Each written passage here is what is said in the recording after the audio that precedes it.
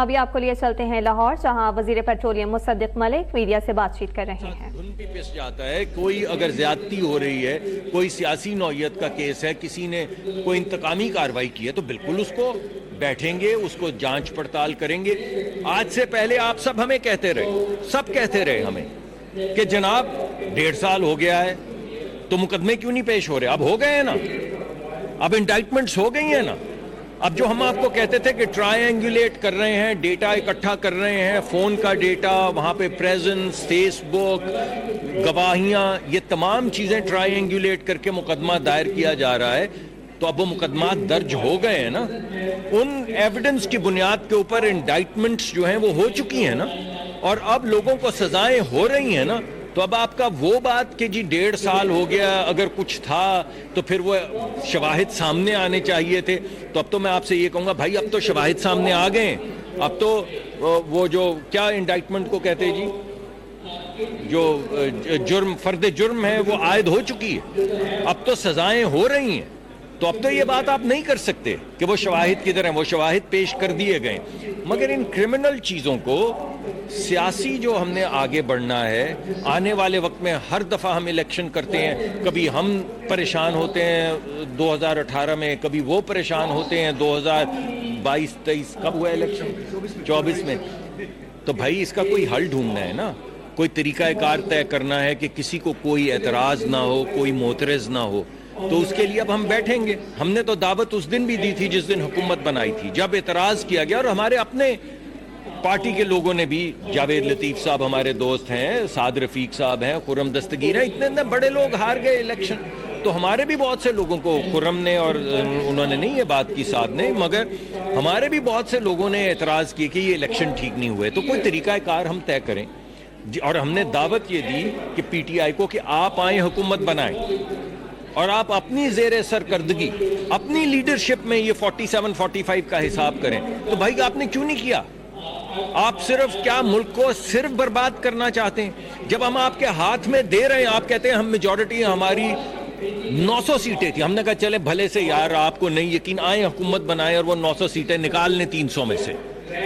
تو جب آپ کو دعوت دی اور آپ کو پیپلز پارٹی میں خورشید صاحب نے کہا کہ ہم آپ کو سپورٹ کرتے ہیں، حکومت بنائیں، اور پھر چند صاحب آپ کے پاس ڈیلیگیشن لے کر گئے کہ پیپلز پارٹی کی طرف سے میں حاضر ہوا ہوں اور مجھے حکم ہے کہ ہم آپ کے ساتھ مل کے حکومت بنانے کو تیار ہیں، تو آپ نے کیوں نہیں بنائی؟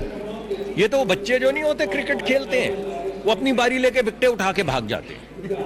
آپ نے دیکھا ہے نا کھیلوں میں، ایسے چھوٹے چھوٹے بچے وکٹیں اٹھا کے بھاگ جاتے ہیں جب اپنی باری ختم ہوتی۔ تو یہ تو ایسے نہیں ہے، آپ نے لوگوں سے ووٹ مانگا، لوگوں نے آپ کو ووٹ دیا، آپ نے سمجھا الیکشن رگ ہوا ہے، ہم نے کہا حکومت بنائیں، اور خود آپ اپنی زیر سرکردگی اپنی لیڈرشپ کے اندر دیکھیں کون سا 45 فارم ہے اور کون سا 47 ہے۔ مگر اگر آپ کو کوئی آپ نے کام تعمیری کرنا ہو تو آپ یہ کریں نا۔ اگر آپ نے کام ہی صرف یہ کرنا ہے تنقیدی اور ڈسٹرکٹیو، اگر آپ نے صرف IMF کو خط لکھنے ہیں کہ پاکستان کو مت دیے جائیں پیسے، اس کو بینکرپٹ ہونے دیں، اگر آپ نے ملینز آف ڈالرز خرچ کر کے پاکستان کے خلاف، PMLN کے خلاف نہیں، پیپلز پارٹی کے خلاف نہیں، آپ نے جو ریزولوشنز امریکہ میں پاس کروائی ہیں جن کے نتائج اب ہمارے سامنے آ رہے ہیں، آپ نے ملینز آف ڈالرز خرچے اور وہاں پہ پاکستان کے خلاف ریزولوشنز پاس کروائیں، کوئی آپ سے پوچھے کیوں؟ آپ نے ملینز آف ڈالرز خرچے اور 60 کانگریسمین سینیٹرز سے خط سائن کروائے، پاکستان کے خلاف سائن کروائے، کوئی آپ سے پوچھے کیوں؟ آپ نے ڈیوڈ فینٹن کو ہائر کیا جو 30 سال سے پاکستان کے ایٹمی اور میزائل پروگرام کے خلاف کیمپین کر رہا ہے، وہ آپ کا آفیشل لابسٹ ہے امریکہ میں، آپ نے پیسے دے کے اسے ہائر کیا، ایک ایسے شخص کو جو پاکستان کے ایٹمی اور میزائل پروگرام کے خلاف 30 سال سے تحریک چلا رہے ہیں۔ میں آپ کو چیلنج کرتا ہوں، ڈیوڈ فینٹن، FANTON، اس کا نام ڈالیں، انٹرنیٹ پہ ابھی نام ڈالیں اور چیک کریں کہ وہ 30 سال سے کیا کر رہا ہے، اور یہ چیک کریں انٹرنیٹ پہ جا کے کہ PTI نے اس کو ہائر کیا امریکہ میں لابسٹ کے طور پہ یا نہیں۔ تو آپ مجھے یہ بتائیے کہ آپ بھلے سے یہ کیا کر رہے ہیں؟ آپ نہ حکومت بناتے ہیں، IMF میں آپ کے جو وزیر خارجہ ہیں وہ صوبائی وزرائے خارجہ کو، وزراء معیشت کے وزراء، معافی چاہتا ہوں، وزیر جو آپ کے معیشت کے تھے وزیر خزانہ، وہ صوبائی وزرائے خزانہ کو کہتے ہیں کہ پاکستان کے خلاف خط لکھو IMF کو، اور کب لکھو جب آپ خود وزیر خزانہ ہیں ان صوبوں کے. تو آپ بتائیں, آپ حکومت بھی نہیں بنانا چاہتے, آپ پاکستان کے خلاف ریزولوشن بھی پاس کروانا چاہتے ہیں, آپ پاکستان کے خلاف خط بھی لکھوانا چاہتے ہیں, آپ پاکستان میں IMF کے خلاف وہاں پہ ان کو پریشرائز کرتے ہیں کہ پاکستان کو پیسے نہ دیے جائیں, تو کوئی تو آپ سے پوچھے گا کہ بھائی آپ کیا چاہتے ہیں, آپ کر کیا رہے ہیں, آپ آئے نا. اب آپ آئے ہیں سر آنکھوں پہ, بالکل سر آنکھوں پہ, آئیے بیٹھیے, کوئی تعمیری بات کریں, بے شک الیکشن کی بات کریں, کوئی تعمیری بات کریں, آگے بڑھنے کی بات کریں, معیشت کی بات کریں, کوئی تعمیری بات کریں, ہمیں کرٹیسائز کریں بھلے سے, مگر تعمیری نقطۂ نظر سے کریں تاکہ ملک آگے بڑھے. ہماری آپ کا کوئی دشمنی تو نہیں ہے نا, ہم تو صرف سیاسی حریف ہیں, آپس میں دوست ہیں, کافی پیتے ہیں شام کو بیٹھ کے. مجھ سے لوگ بیٹھے اس کے ساتھ بیٹھے کافی کیوں پی رہے, اور دوست ہے نا یار.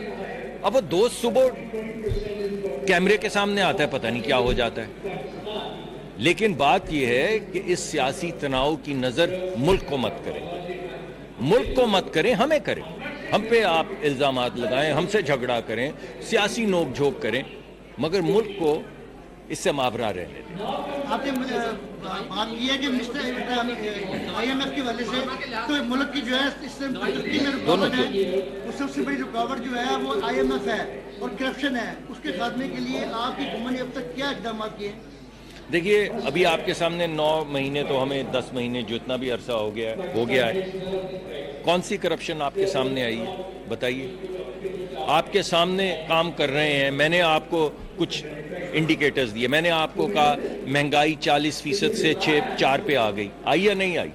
میں نے آپ سے کہا کہ کھانے پینے کی اشیاء جو ہیں وہ 40 سے زیادہ فیصد پہ مہنگائی کی شرح تھی, دیہی علاقوں میں منفی ہو گئیں, ہوئی یا نہیں ہوئی. میں نے آپ کو کہا کہ ہمارا پالیسی ریٹ 22% تھا, لوگوں کو 25% کے اوپر پیسے مل رہے تھے, اب 13% ہو گیا اور 10% پہ لوگوں کو پیسے مل رہے ہیں یا نہیں مل رہے ہیں. تو میں تو آپ کو ایویڈنس دے رہا ہوں. اگر کچھ کرپشن آپ کو نظر آتی ہے تو آپ ہمیں ایویڈنس دیں, ہم اس کے پیچھے جائیں گے. مگر یہ کہ کرپشن تو ہمارے محکموں میں ہے. آپ کو بجلی, پانی, ہر محکمے کے اندر آپ اپنی فیکٹری کے لگانے جائیں کنیکشنز, کوئی تو آپ کو پتہ ہے کیا ہوتا ہے. لیکن ہم اس کو دور کرنے کی کوشش کر رہے ہیں, ٹرانسپیرنسی لانے کی کوشش کر رہے ہیں. ہمارا جو DGPC کا دفتر ہے, پیٹرولیم کنسیشنز کا, یہ جو زمینیں دیتا ہے جہاں پہ کھدائی ہوتی, کنویں کھدتے ہیں, ہم اس کو ڈیجیٹائز کر رہے ہیں, کمپلیٹلی ڈیجیٹائز. جس طرح آپ ویزے کی اپلیکیشن دیتے ہیں کہ جب ویزے کی اپلیکیشن پوری ہو جاتی ہے تو اپلوڈ ہو جاتی ہے, تو کوئی اس کو روک نہیں سکتا. تو یہ نہیں ہوگا کہ کوئی بیوروکریٹ بیٹھ کے بعد میں آپ کو کہے کہ وہ فلانا خط لیا اور ذرا مجھے باہر مل کسی کافی کے اوپر. ایسے نہیں ہوگا. ایک ڈیجیٹل پلیٹ فارم ہوگا جس پہ آپ کو نظر آ رہا ہوگا فلاں دن اپلیکیشن اپلوڈ ہوئی ہے, 5 ہفتے گزر گئے کیوں اپروو نہیں ہوئی, یا 90 دن گزر گئے کیوں اپروو نہیں ہوئی. اور ہم طریقہ کار طے کریں گے کہ اگر وہ اپروو اس عرصے میں جو ہم نے طے کیا نہیں ہوتی تو it would be deemed approved, تاکہ لوگ آگے بڑھ سکیں, ملک ترقی کر سکے. تو ہم تو یہ کرنے کی کوشش کر رہے ہیں, کرپشن کو ختم کرنے کے لیے ڈیجیٹائز کر رہے ہیں, ٹرانسپیرنسی لانے کے لیے آن لائن کر رہے ہیں تاکہ سب کو نظر آئے. تو انشاءاللہ ایسا نہیں کہ کرپشن نہیں ہے ہمارے ملک میں, لیکن آہستہ آہستہ گھٹے گی.